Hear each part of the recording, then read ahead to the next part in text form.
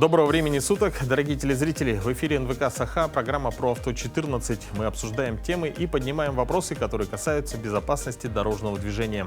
В течение следующих 25 минут вас ждет много интересной и полезной информации. Итак, смотрите в сегодняшнем выпуске. Статистика происшествий, что случилось на дорогах республики за последнюю неделю. Пьяный за рулем. Опасность неминуема. Проверка авто через онлайн-сервисы госавтоинспекции. Требования к шинам автотранспорта. А в конце программы, по традиции, рубрика «Тест ПДД», который сдаст популярный певец Эрчи. А в начале нашего выпуска предлагаем вашему вниманию обзор происшествий на дорогах нашего региона. На автомобильных дорогах республики с 14 по 20 октября зарегистрировано 13 дорожно-транспортных происшествий, где пострадало 13 человек, в том числе трое несовершеннолетних, погибло 2 человека. Так, 16 октября в 10 часов 11 минут в дежурную часть МВД России по Тампонскому району поступило сообщение о том, что на федеральной автодороге Колыма, не доезжая 15 километров до поселка Хандыга со стороны Магадана, произошло дорожно-транспортное происшествие с участием автомашины Сан-Йонг Актион Спорт.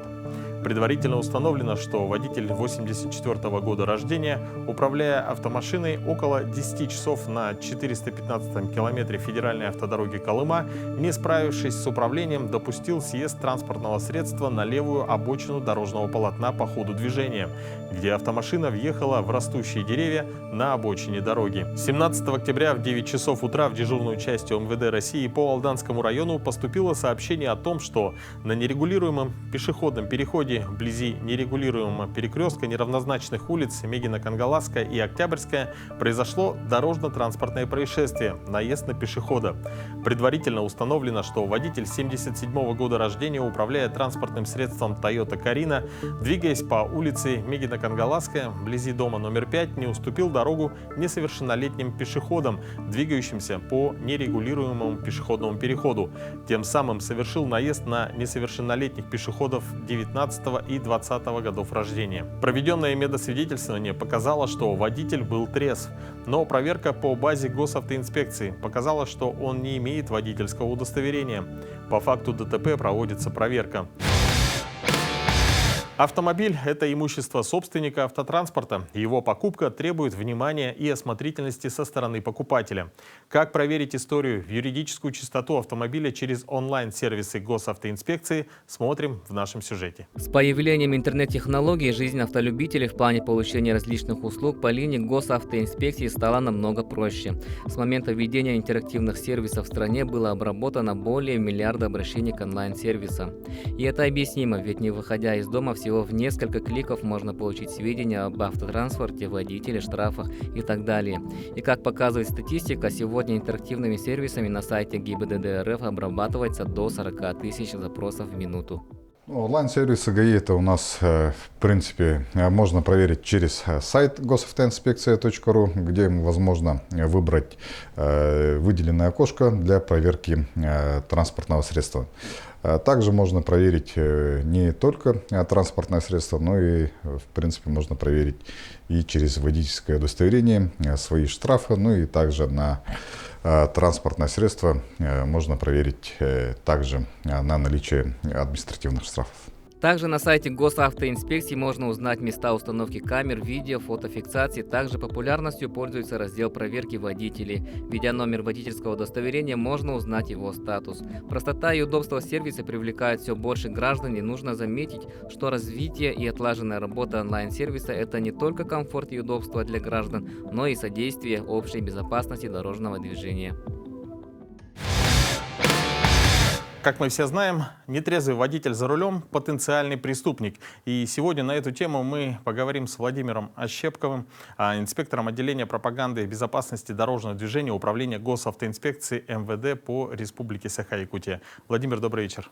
Добрый вечер. Давайте начнем разговор со статистики. Что она показывает по водителям, севшим за руль в состоянии алкогольного опьянения? В этом году у нас в течение 9 месяцев, по итогам 9 месяцев, было зарегистрировано 70 дорожно-транспортных происшествий с участием нетрезвых водителей, которые управляли транспортным средством в состоянии опьянения.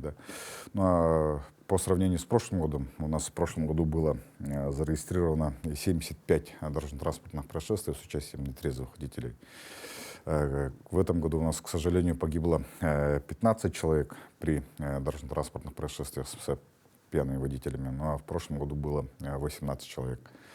В принципе, цифра сама за себя говорит, ну а по пострадавшим у нас в этом году, получается, 91 человек получили различные травмы при дорожно-транспортных происшествиях, да.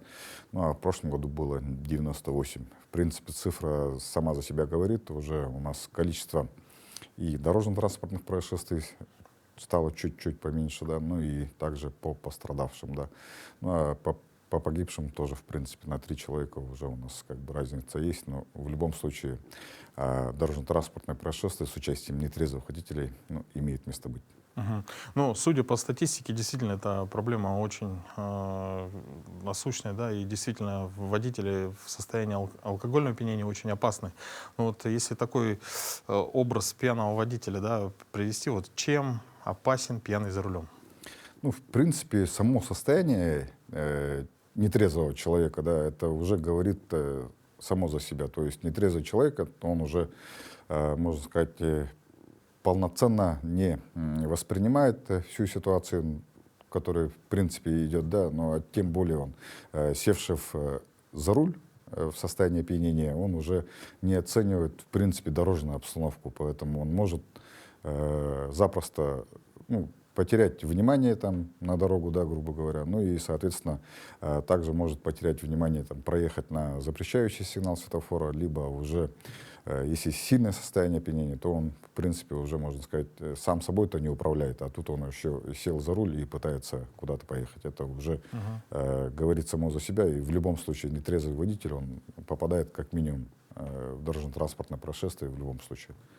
И какое наказание предусмотрено за вождение в нетрезвом виде? Ну, за вождение в нетрезвом виде, в первую очередь, конечно, если водитель управляет транспортным средством, задержали, да, ну и, соответственно, когда он проходит освидетельствование, то он будет считаться как водитель, севший за руль в состоянии опьянения, то есть он будет привлекаться по статье 12.8 по части 1 Кодекса Российской Федерации об административных правонарушениях. Там штраф у нас в размере 30 тысяч рублей и лишение права управлять транспортными средствами от 1,5 до 2 лет. Ну и также за управление транспортным средством в состоянии опьянения, это у нас касаемо повторности, да, и также есть статья, которая, опять же, передается, так сказать, транспортное средство лицу, которое в состоянии опьянения. То есть за передачу транспортного средства лицу, которое управляет, да, ну, транспортным средством в состоянии опьянения, тоже также имеется санкция по части 2 статьи 12.8 Кодекса Российской Федерации об административных правонарушениях. А если человек попадается повторно, да, за пьяное вождение, что происходит в этом случае? По повторности у нас уже, как мы знаем, с 2015 года имеется повторность, да, вот данная санкция уже уголовной ответственности несет водитель, который сел за руль уже повторно. Это подразумевается повторность именно когда ты в первый раз тебя задержали, составили, лишение закончилось, да, вы права получили, и в течение года, если вы попадаетесь, опять же, в состояние опьянения, это уже будет считаться, опять же, повторностью. Или, если, опять же, вы лишены водительского удостоверения, и уже у вас есть судебное постановление о лишении, да, на определенный срок, и также в этот момент, если попадаетесь, севший за руль в состоянии опьянения повторно, да, то также можете быть привлечены повторно по уголовной статье 264 прим. 1 Уголовного кодекса Российской Федерации. Ну, это касаемо именно вот повторности по состоянию опьянения. В случае, если, допустим, водителя остановили, есть подозрение на то, что он, да, в состоянии опьянения, но водитель отказывается проходить тест вот, на месте, да, чем это чревато? Вот насчет отказывается, также, в принципе, это уже водитель, можно сказать, признает свою вину, да, то есть, ну, у него есть имеются явные признаки состояния опьянения, ну и, соответственно, он отказывается проходить на месте освидетельствования, либо отказывается от прохождения медосвидетельствования, да, то есть проехать, да, то в данном случае у нас, опять же, есть санкции согласно статьи 12.26 части 1 за отказ от прохождения медицинского освидетельствования, также штраф в размере 30 тысяч рублей, либо лишение водительского удостоверения, опять же, от 1,5 до 2 лет. Ну и также имеется у нас по части 2 санкция также для водителей, которые не имеют водительского удостоверения, либо лишены. То есть согласно части 2 статьи 12.26 Кодекса Федерации об административных правонарушениях, там в принципе говорится о том, что опять же имеется штраф, либо арест от 10 до 15 суток. Спасибо. Ну а я напоминаю, что в гостях у нас был Владимир Ощепков, инспектор отделения пропаганды и безопасности дорожного движения Управления госавтоинспекции МВД по Республике Саха-Якутия. А мы продолжаем. Использование шин, не подходящих сезону, может быть причиной дорожно-транспортных происшествий. В 2023 году было принято постановление, которое устанавливает ограничения на использование шин не по сезону. Они гласят, что с декабря по февраль разрешены только шины для зимы. С июня по август запрещена установка зимних шин с шипами противоскольжения, и соответствующие шины должны быть на всех осях. Как выбрать шины для своего железного коня, смотрим в сюжете. Как показывает статистика, поврежденные изношенные шины становятся причиной каждой 7-й аварии. Почти 47% ДТП из них приходится на изношенные шины. Перед каждым автолюбителем при смене сезона встает вопрос смены шин. Все мы различаем их на зимние и летние. И как же из всего многообразия выбрать ту самую, подходящую именно вашей машине шину? Вот сейчас на примере хочу вам показать, что такое фрикционная шина, та же липучка, где можно посмотреть дату изготовления, где можно посмотреть индекс износа шины, если вы приобретаете шину не новую, и что такое вообще ламелии. Это зимняя шина, у нее здесь очень много ламелей, вот этих прорезей. За счет этого у нее происходит сцепка с дорожным покрытием. И хочу показать, где смотреть дату изготовления на шине. Так, вот такой овальный кружок, в нем 4 цифры. Последние 2 это год изготовления, ну вот в данном случае 24, то есть шина 24 года. И первые 2 цифры это неделя, не число, не месяц, а именно неделя. У нас здесь 26, соответственно, 26-я неделя 24 года. Также обратите внимание, здесь дальше после кружка с датой есть еще один кружок. Он показывает, насколько хорошо шина хранилась. То есть, если он шероховатый, либо потрескавшийся, от такой шины лучше отказаться. Либо если он вообще отсутствует на шине, то есть вы не можете определить, насколько правильно эта шина хранилась, то лучше, конечно, такую шину не приобретать. Дальше на шине есть индекс износа. Если вы покупаете шину где-то с рук или БУ, обращайте внимание, если протектор уже стерт до этого индекса, то тоже такую шину уже эксплуатировать нельзя. Неправильно подобранные шины могут стать причиной множества проблем для владельца авто. Желательно подбирать всегда ближе штатного родного размера придерживаться, так как все равно, когда вы отходите от штатного размера, то есть вероятность большего расхода топлива, больше износ ходовой части, ну и так далее. То есть лучше в идеале придерживаться штатных размеров всегда. Не забывайте, что от того, какая резина установлена на автомобиле, во многом зависит безопасность водителя и пешеходов. С удовольствием хочу приступить к нашей постоянной и любимой многими рубрике, в которой горожане проверяют свои знания правил дорожного движения. По традиции наш экспресс-тест состоит из 10 вопросов, а ответит на них сегодня популярный певец нашей эстрады, отличник культуры Республики Саха-Якутия Эрчим. Перчин, здравствуй. Добрый день. Ну, у нас такой постоянный традиционный вопрос ко всем нашим гостям. Какой у тебя водительский стаж? Почти никакого. Я только летом получил. Летом получил права. О, Обучился поздравляю. и недавно получил. Ага. Здорово. Ну, скорее всего, вот бывает так, что человек там 9 лет назад, да, получил права, может быть, что-то уже затерлось в памяти, но у тебя, получается, память еще, ну, как бы свежие вот Уже эти. как-то 2 месяца прошло, и То есть ты уже набираешься опыта уже на практике по дороге. чуть-чуть, да. Хорошо, ну, внимание на экран. Первый вопрос. Разрешено ли вам выполнить обгон? Варианты ответов: разрешено. Второй вариант: разрешено, если скорость грузового автомобиля менее 30 км в час. И третий вариант: запрещено. Первую половину обучения мы обучали по картинкам. Мгм. Но у меня по картинкам было очень сложно запоминать. Ага. Там же почти 800 картинок. Да-да-да. И поэтому мне надо было, как в старинке в школе, почему и Мгм. ответ. Мгм. И я думаю, что тут запрещено. Запрещено. Вариант номер 3. Принято. С какой максимальной скоростью вы имеете право продолжить движение вне населенных пунктов на грузовом автомобиле с разрешенной максимальной массой не более 3,5 тонн?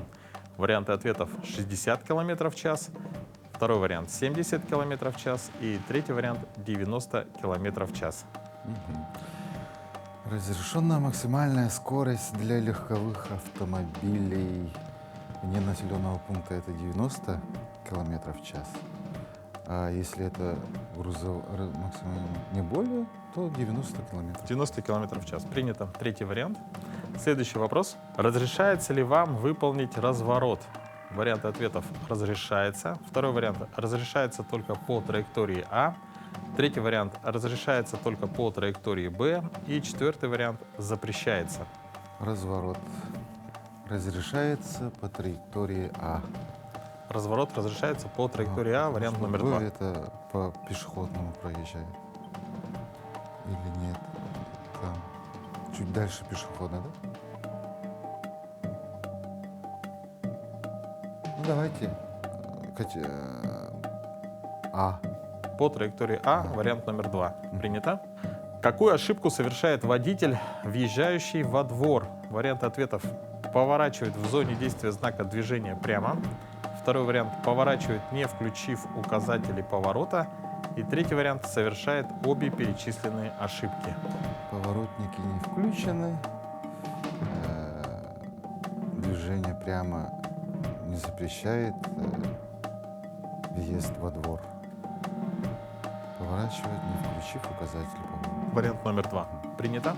Следующий вопрос. Данная разметка обозначает варианты ответов: место, где начинается, заканчивается жилая зона. Второй вариант — искусственную неровность на проезжей части. И третий вариант — место, где начинается, заканчивается зона с ограничением стоянки. Это мой любимый вопрос. Лежащий полицейский. Искусственная неровность. Вариант номер 2. Принято. Следующий вопрос. Какие из указанных знаков обязывают водителя грузового автомобиля с разрешенной максимальной массой не более 3,5 тонн повернуть направо? Варианты ответов: только А. Второй вариант — только Б. Третий вариант — А и Б. Четвертый вариант — Б и В. На рисунке В это уже более 3,5. Обязывает водителей грузового автомобиля. Я так думаю, что Б. Вариант? Б. Только Б. Вариант номер 2. Ага. Хорошо, принято. Разрешается ли движение по автомагистрали на транспортном средстве, скорость которого по техническому состоянию менее 40 км в час? Вариант ответов: разрешается. Второй вариант: разрешается только по крайней правой полосе. И третий вариант: запрещается. Автомагистрали, они скоростные же, тогда запрещается. Запрещается. Вариант номер 3. Принято. Следующий вопрос. Вы намерены развернуться. Ваши действия. Варианты ответов: развернетесь первым. Второй вариант: выйдете на перекресток и, уступив дорогу легковому автомобилю, завершите разворот. И третий вариант – будете действовать по взаимной договоренности с водителем легкового автомобиля.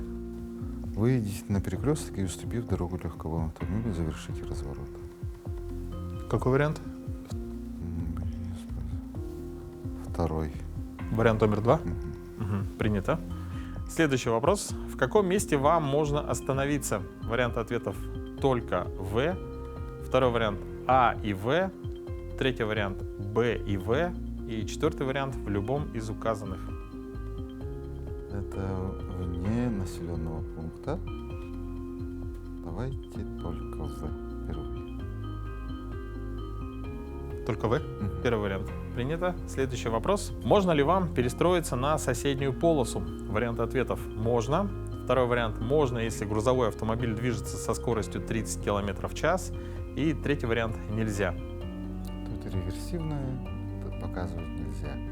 Третье нельзя. Третий вариант нельзя. Ну что, на 10 вопросов Эрчим дал ответы. И сейчас результаты проверит преподаватель учебного центра «Автоэксперт» Анастасия Бушуева. Здравствуйте, уважаемые телезрители! Итак, проверим правила дорожного движения, знание по правилам дорожного движения нашего тестируемого Эрчим. Итак, первый вопрос. Разрешено ли вам выполнить обгон? Установлен знак 3.20, запрещающий знак. Обгон запрещен, кроме тихоходных транспортных средств, гужевых повозок, мопедов и мотоцикла без бокового прицепа. Выполнить обгон грузового автомобиля запрещено. Ответ будет 3. Второй вопрос. С какой максимальной скоростью вы имеете право продолжить движение вне населенных пунктов на грузовом автомобиле, разрешенной максимальной массой не более 3,5 тонн? Конец зоны ограничения максимальной скорости. Вне населенного пункта мы должны двигаться не более 90 км в час. Ответ 3. Правильно ответил. Третий вопрос. Разрешается ли вам выполнить разворот? У нас установлен знак 571, выезд на дорогу односторонним движением, и этот знак не запрещает разворот. И установлен знак 3, 5.19.1, 5.19.2, пешеходный переход. Здесь разворот делать запрещается. Следующий вопрос. Какую ошибку совершает водитель, выезжающий во двор? У нас установлен знак 4.1.1, движение только прямо.